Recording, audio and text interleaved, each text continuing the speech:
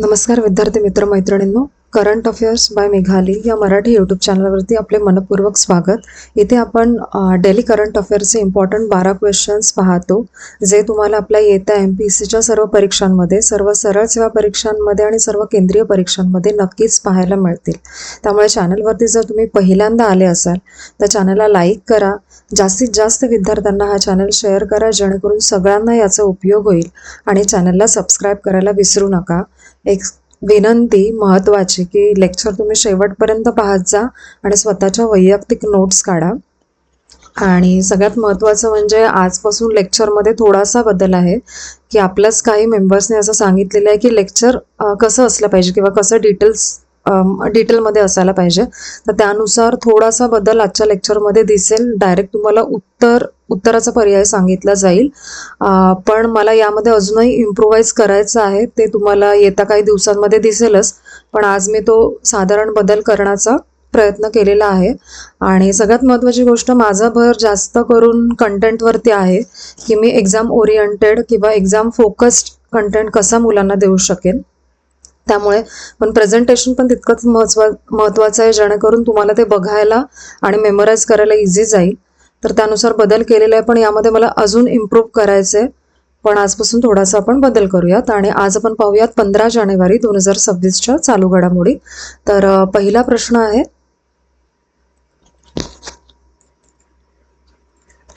भारतामध्ये data centres संदर्भात डम्पिंगचा धोका निर्माण होण्याचे प्रमुख कारण कोणते आहे? तर याचे योग्य उत्तर आहे पर्याय क्रमांक सी, कमकुवत पर्यावरणीय व नियामक अंमलबजावणी. त्याचे इतर जे पॉईंट्स आहेत तेही तुम्ही पाहून घ्या. आणि आपण आता महत्त्वाचे मुद्दे पाहूयात. भारतामध्ये डेटा सेंटरसाठी ऊर्जा व पाण्याची उपलब्धता हे सर्वात मोठे धोरणात्मक आव्हान ठरत आहे. आणि अमेरिकेसारख्या विकसित देशांमध्येही स्थानिक समुदायांचा डेटा सेंटर्स विरोधातील विरोध वाढत आहे. आणि भारतात कॅग, सर्वोच्च न्यायालय आणि NGT यांनी पर्यावरणीय मंजुरी व अनुपालनातील त्रुटींवरती चिंता व्यक्त केलेली आहे. आणि योग्य नियमन नसेल तर डेटा सेंटर्स हे डिजिटल संपत्तीऐवजी पर्यावरणीय ओझे ठरू शकतात. म्हणून डम्पिंग ही उपमा इथे वापरलेली या क्वेश्चनमध्ये. पुढील प्रश्न क्रमांक 2, लाईट बट टाईट रेग्युलेशन ही संकल्पना विकसित भारत शिक्षण अधिष्ठान विधेयक 2025 द्वारे कोणत्या अर्थाने कायदेशीर रूपात आणलेली आहे? तर याचे देखील योग्य उत्तर आहे पर्याय क्रमांक सी, किमान हस्तक्षेप परंतु मानके, पारदर्शकता व उत्तरदायित्वावरती कठोर भर. तर याचे महत्त्वाचे पॉइंट्स पहा. विकसित भारत शिक्षण अधिष्ठान विधेयक 2025 हे NEP 2020 मधील लाईट बट टाईट रेग्युलेशन संकल्पनेला कायदेशीर रूप देते. या विधेयकाद्वारे उच्च शिक्षणातील नियमन, मानांकन आणि शैक्षणिक मानके यांचे स्पष्ट विभाजन केले जाणार आहे. आणि तंत्रज्ञानाधारित स्वघोषणा व सार्वजनिक माहिती प्रकटीकरण हे नवीन नियम व्यवस्थेचे मुख्य आधारस्तंभ आहेत. आणि विद्यापीठ अनुदान आयोग म्हणजे UGC आणि AICTE आणि NCTE या संस्थांच्या जागी एकसंध व समन्वित नियामक चौकट उभारण्याचा प्रस्ताव याद्वारे केला जात आहे. पुढील प्रश्न क्रमांक 3,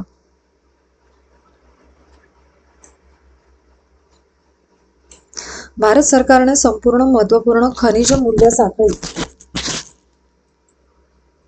मूल्य साखळी विकसित करण्यासाठी कोणती राष्ट्रीय मोहीम सुरू केलेली आहे? तर याचे योग्य उत्तर आहे पर्याय क्रमांक सी, राष्ट्रीय महत्त्वपूर्ण खनिज मोहीम NCMM. ठीक आहे. त्याचे महत्त्वाचे पॉइंट्स पहा. महत्त्वपूर्ण खनिजांच्या जागतिक पुरवठा साखळीत खरा सामरिक प्रभाव खाणकामात नव्हे तर प्रक्रिया व शुद्धीकरण टप्प्यावरती असतो. भारताने 2023 मध्ये 30 महत्त्वपूर्ण खनिजांची अधिकृत अधिसूचना जारी करून धोरणात्मक प्राधान्य निश्चित केलेले आहे. आणि राष्ट्रीय महत्त्वपूर्ण खनिज मोहीम अंतर्गत खनिज प्रक्रिया पार्क, संशोधन, पुनर्वापर आणि संपूर्ण मूल्य साखळी विकासावरती भर देण्यात आलेला आहे. आणि मिडस्ट्रीम वर नियंत्रण नसेल तर भारत हरित ऊर्जा व स्वच्छ तंत्रज्ञान पुरवठा साखळीत कायमस्वरूप पी अवलंबित राहण्याचा धोका निर्माण होतो. पुढील प्रश्न क्रमांक 4. एक्सरसाइज सांझ शक्ती ही कोणत्या प्रकारची सराव मोहीम आहे? तर याचे योग्य उत्तर आहे पर्याय क्रमांक सी, लष्करी नागरी मिलिटरी सिव्हिल फ्युजन सराव असं याचं उत्तर आहे. त्याचे महत्त्वाचे पॉइंट्स पहा. एक्सरसाइज सांझ शक्ती हा भारतीय सेनेचा मिलिटरी सिव्हिल फ्युजन लष्करी नागरी एकात्म सराव आहे. हा सराव महाराष्ट्रातील दिघी हिल्स रेंज येथे दक्षिण कमांडच्या अंतर्गत पार पडला. या सरावात भारतीय सेना व 16 नागरी यंत्रणा मिळून 350हून अधिक कर्मचारी सहभागी झाले होते आणि भारतीय सेनेने या सरावातून नागरी यंत्रणांसोबत जलद प्रतिसाद व संयुक्त कायम कार्यक्षमतेची पडताळणी केली. पुढील प्रश्न क्रमांक 5.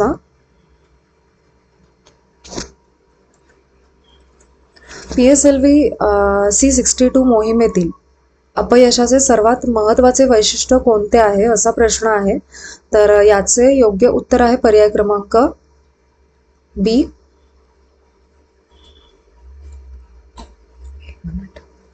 पर्याय क्रमांक बी.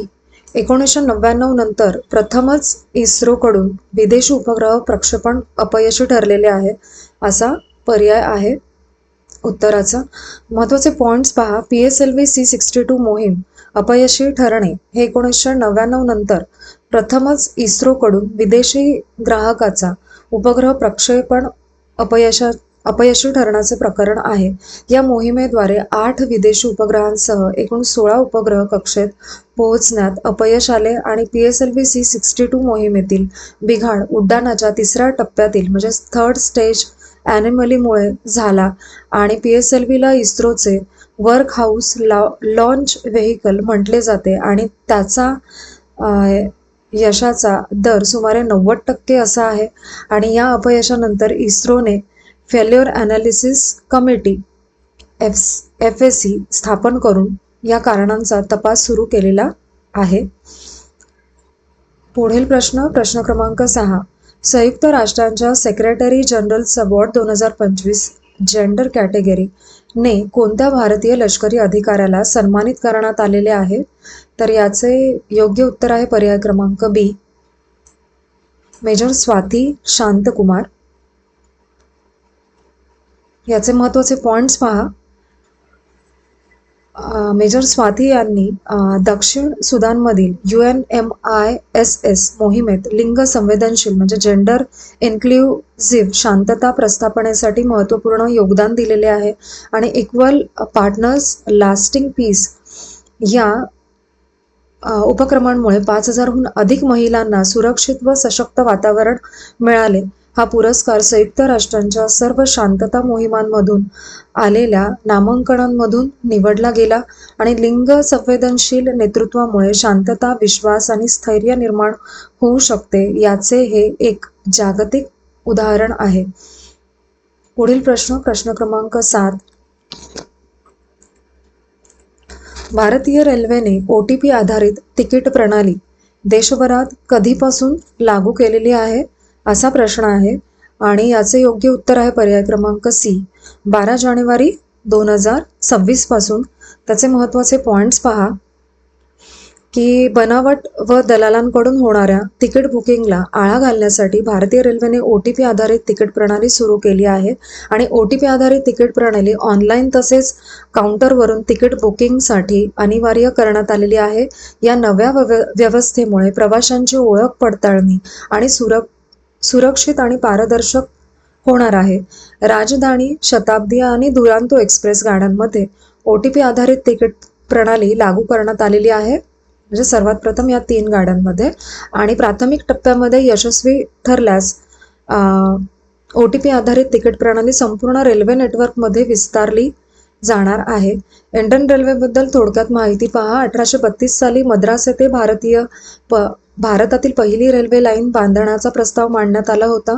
1853 मध्ये मुंबई ते ठाणे दरम्यान भारतातील पहिली प्रवासी रेल्वे धावली होती आणि सिंधू, सुलतान या 3 वाफेच्या इंजिनांनी पहिली प्रवासी रेल्वे ओढली आणि 16 एप्रिल 1853 हा दिवस भारतीय रेल्वे दिन म्हणून साजरा केला गेला होता आणि तेव्हापासून साजरा केला जातो.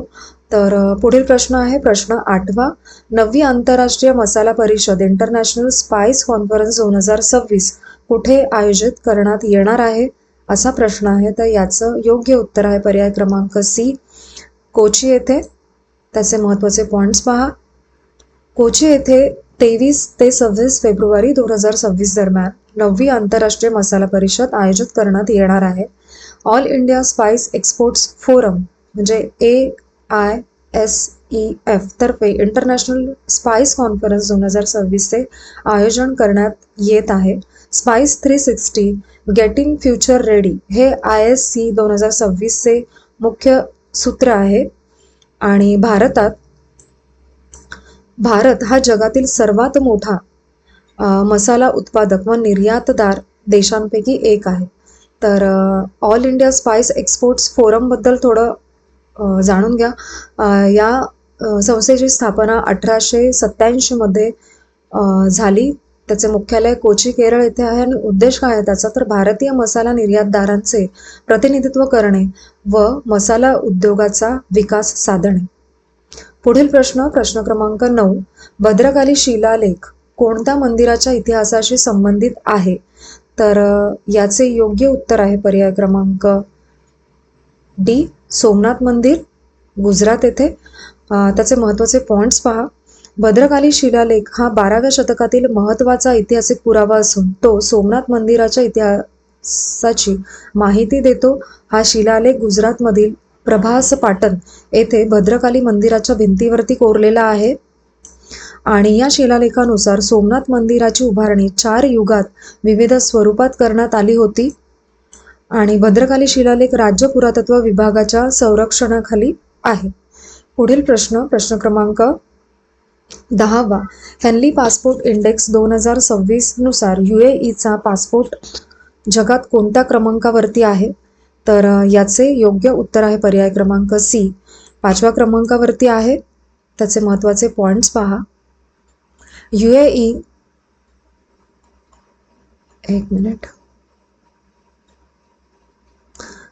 UAE पासपोर्ट धारकांना 184 देशांमध्ये व्हिसा फ्री किंवा व्हिसा ऑन अरायव्हल प्रवेश मिळतो.